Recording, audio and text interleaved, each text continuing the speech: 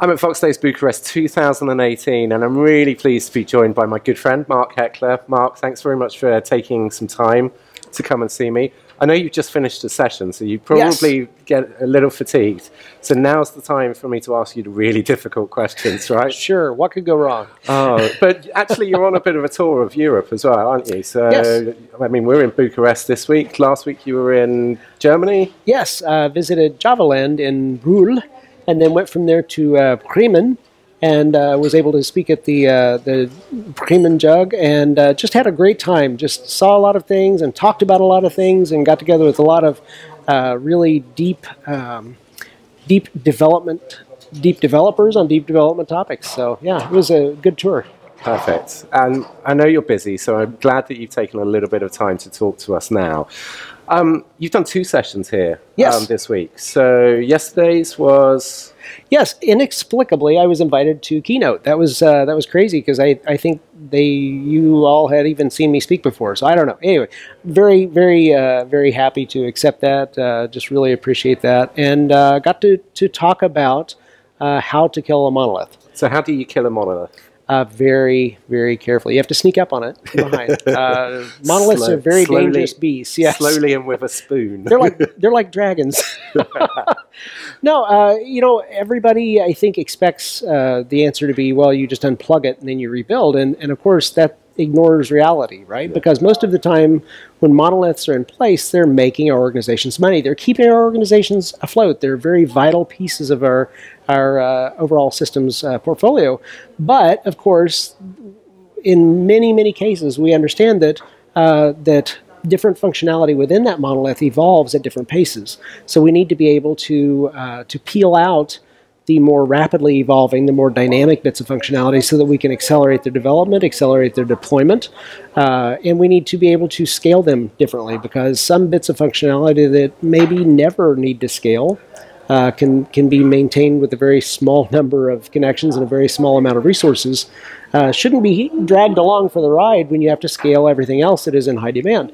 So it makes a lot of sense to plan for that monolith to remain, and then start breaking out functionality using what I call scaffolding, or different enablers that help your microservices to still interact as you build your portfolio of microservices, of course, but to help them still interact with your monolith, but yet start gently and in an orderly fashion building your portfolio of microservices that can then, again, independently be developed and scale and deployed. Absolutely, because you're never going to take something that's been functioning for years and doing everything that you need for the company and just say, let's replace it immediately. Not intentionally. It can't happen. Absolutely. So it's interesting to hear you use the terminology peel out. I think that's it's a really descriptive way of talking about that. Yeah, and pragmatic. I mean, again, you kind of have to, it does no one any good to ignore the realities of things.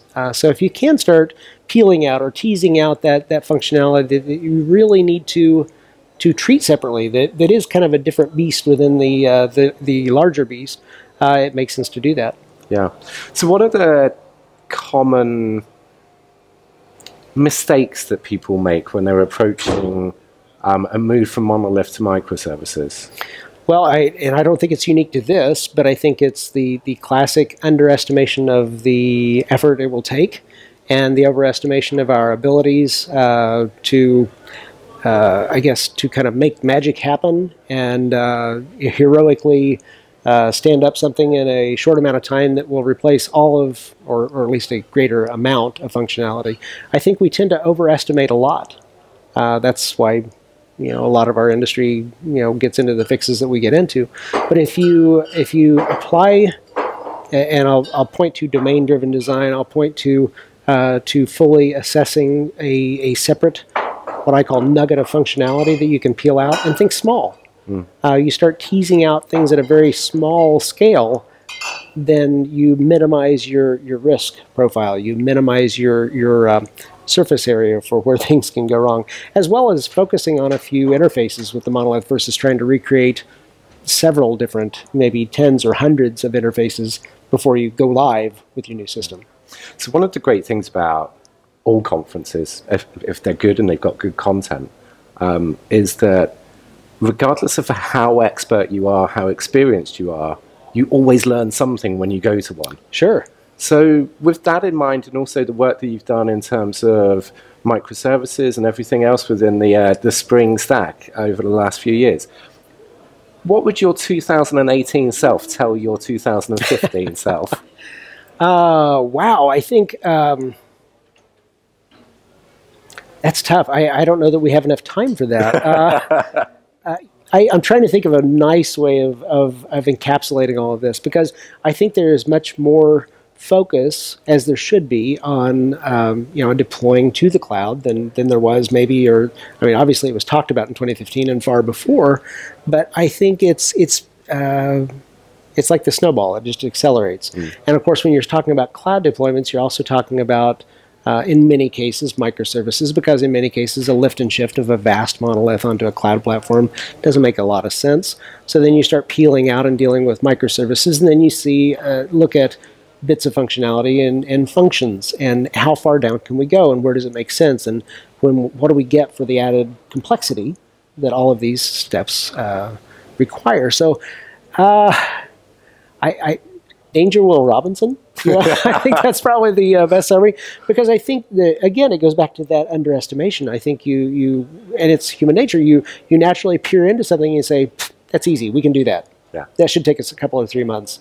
And it's just to fully explore things. Obviously, you have to move out on things, but to be ready, and be ready to adjust course, and to again, minimize your risk, so that when things don't go right, as they inevitably don't go right the first time or second time you try to do something, you can easily adjust without bringing down the house. Yeah. And so I know you just come out of another session that you've given today as well. Tell me about that.